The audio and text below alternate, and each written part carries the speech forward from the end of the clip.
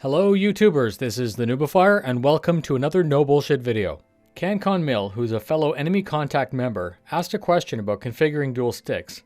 That discussion triggered this informative video. Don't worry keyboard and mouse pilots, stay tuned, some of this works for you too. Alright, backstory. So I was so impressed with the change from HWDZ to dual stick that I focused a lot of recent content towards it. If you haven't seen those videos yet, they're up here on the screen right now.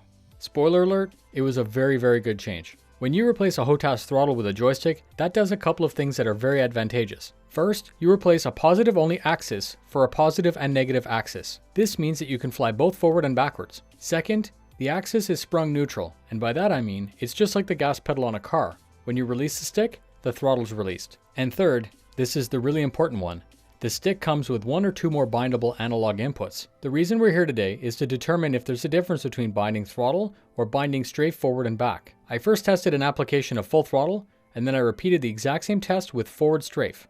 The results were identical. If you run a dual stick, I suggest you configure your throttle axis like this. Go into the options menu and locate strafe forward and back within the key bindings, subcategory movement. Bind the stick that you would normally use for your throttle to that feature. Be sure to remove any bindings that would conflict with this. Immediately go into Control Options menu and then invert the thruster's forward-back axis for whichever stick was the one that you bound to that movement. Bam!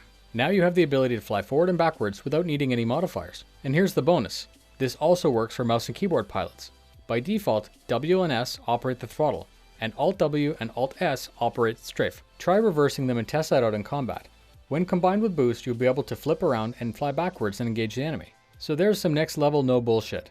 I try to bring you unique and helpful content.